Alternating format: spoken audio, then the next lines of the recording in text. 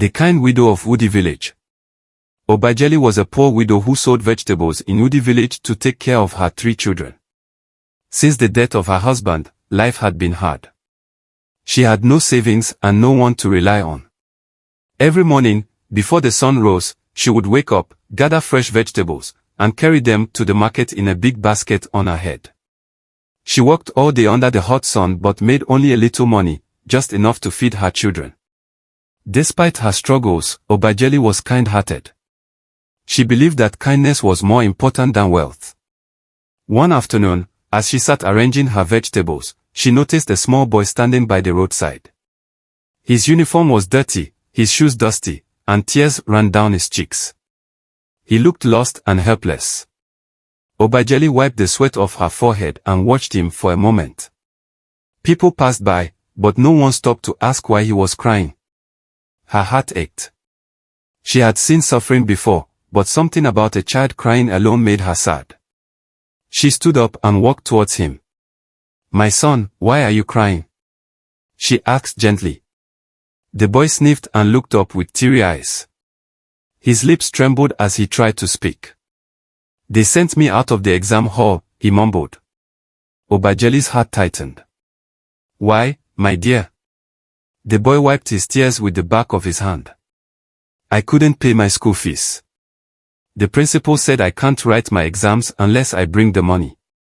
Obajeli looked at his worn-out shoes and the way he clutched his school bag like it was his most precious thing in the world. "What is your name, child?" she asked. "Ifechukwu," he whispered. "Ifechukwu Noji." Obajeli nodded. She had never met him before, but his pain felt familiar. She knew what it meant to feel helpless. She reached into her pocket and pulled out the small bundle of money she had earned that day. It was all she had, and she still needed to buy food for her own children. But as she looked at Ifechukwu, she knew there was no choice. "Come with me," she said, taking his hand. Ifechukwu hesitated for a moment, but something in her kind eyes gave him comfort. He followed her through the dusty streets until they reached his school.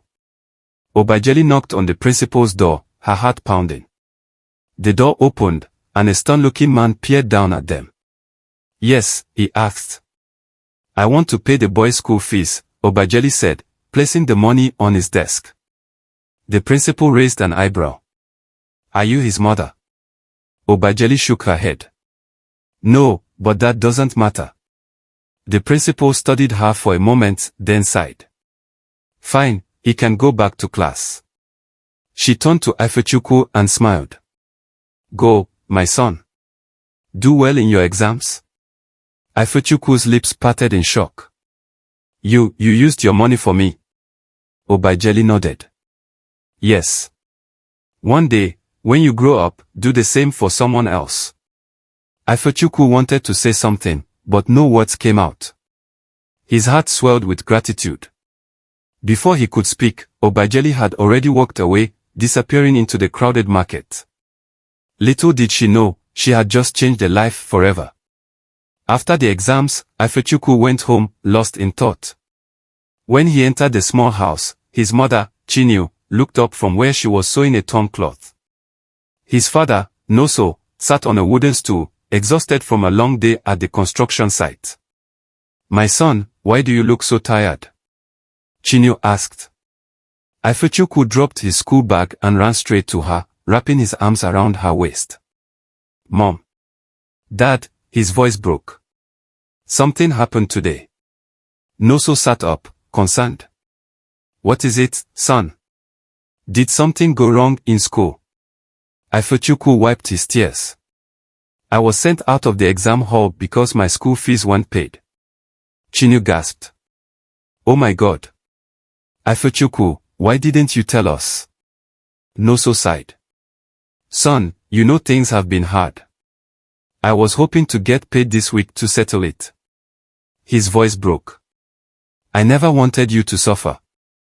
"It's okay, Dad," Ifechukwu said. "Someone helped me." Chinyu and Noso exchanged confused glances. "Who?" "A woman at the market," Ifechukwu said, his voice filled with admiration.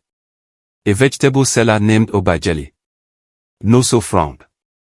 a vegetable seller. Yes, Dad.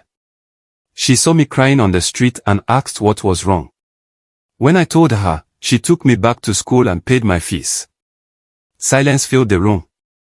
Chinua clutched her chest, tears spilling down her cheeks. A stranger used her last money to help you. Yes, Mom. If not for her, I wouldn't have written my exams today. Noso stood up, his hands trembling. Where can we find this woman? She sells vegetables in the market, Dad. I saw her sitting under a small umbrella. We must go and thank her, Chinua said, wiping her tears. Without wasting time, they left their home and headed to the market. The sun had started to set when they reached the market. The air smelled of fresh vegetables, roasted corn, and dust from the day's hustle. Ifechukwu led his parents through the narrow paths, searching for Obajeli. Then he spotted her. She was sitting on a small stool, exhausted, her hands resting on her lap as she watched the last of the market crowd disappear. That's her, he whispered. Noso and Chinua exchanged glances before walking toward her. Obajeli noticed them approaching and sat up. She recognized Ifechukwu immediately and smiled warmly. Oh, my son. How was your exam? Ifechukwu's lips quivered. I did well, Ma'am, he said. Obajeli patted his shoulder. Good. That's all that matters.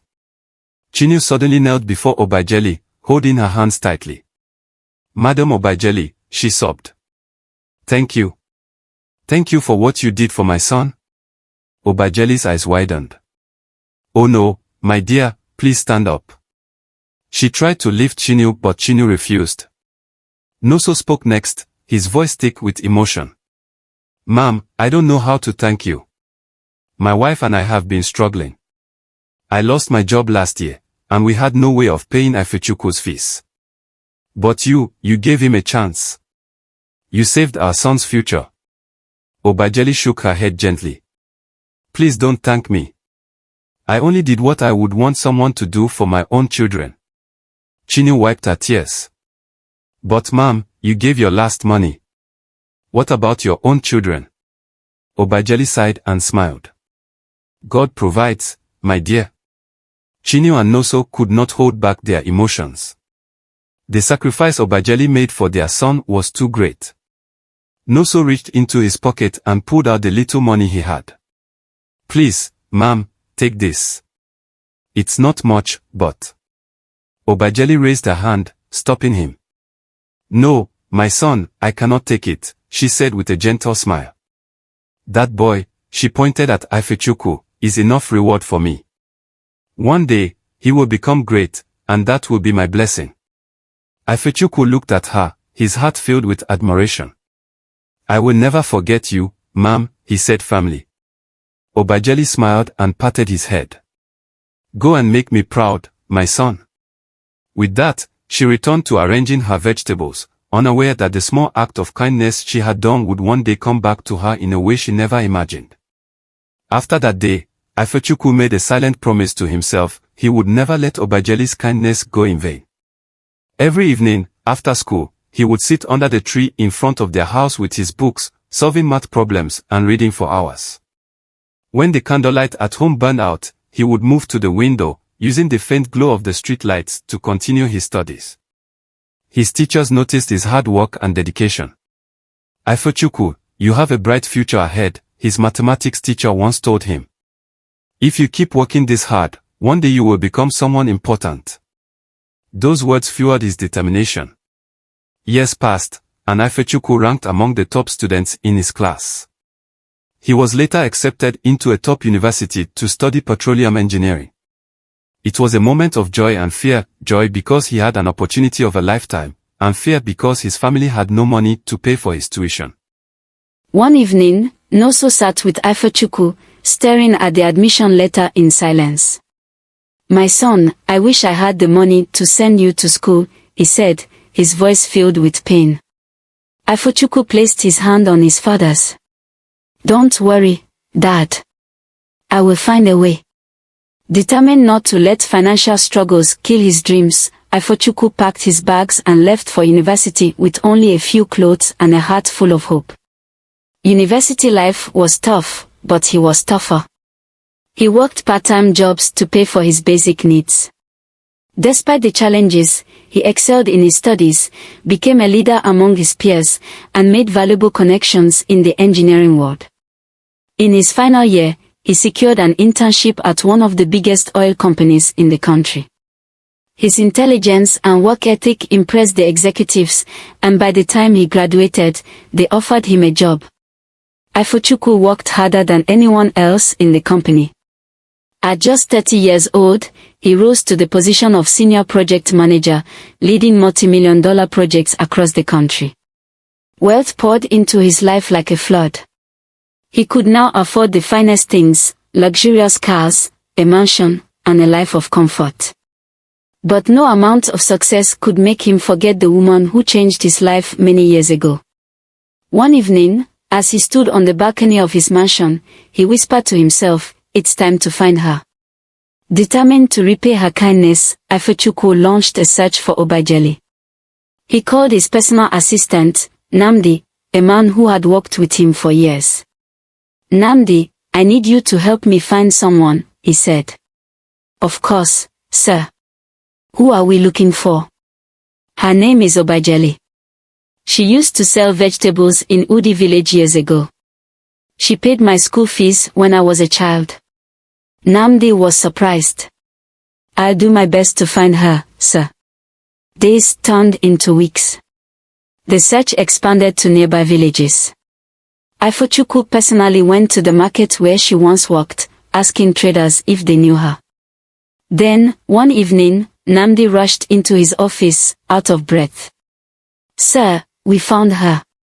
Ifochukwu's heart pounded as he drove himself to the small village where Obajeli now lived. When he arrived, he saw an old woman sitting outside a small hut, peeling cassava for her evening meal. She looked older and weaker.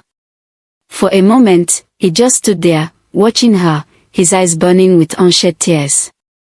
Then he stepped forward. "Do you remember me?" he asked, his voice thick with emotion. Obajeli looked up. She saw a well-dressed man standing before her. At first, she didn't recognize him. Then she saw his eyes, the same eyes that had looked up at her in tears many years ago. Her lips trembled. "My God," Ifochukwu nodded, tears streaming down his face. "I made a promise that day. I told myself that if I ever became successful, I would find you and take care of you. I have come to fulfill that promise." Obajeli could not believe what was happening. Before she knew it, she was in Ifochukwu's car, leaving behind the small hut that had been her home for years. When they arrived at his mansion, Obajeli froze. "Welcome home," Ifochukwu said softly. Obajeli covered her mouth, shaking her head in disbelief. No, this is not real." But it was real. He took her to a grand bedroom designed just for her. She touched the soft bed, the silky covers, and the fine curtains. Tears streamed down her cheeks. Never in her life had she imagined sleeping in a place so beautiful. As days passed, Obajeli's children were located and brought to the mansion. They had been struggling. One was a laborer, another a mechanic, and the last a cleaner. But now, their lives have changed forever.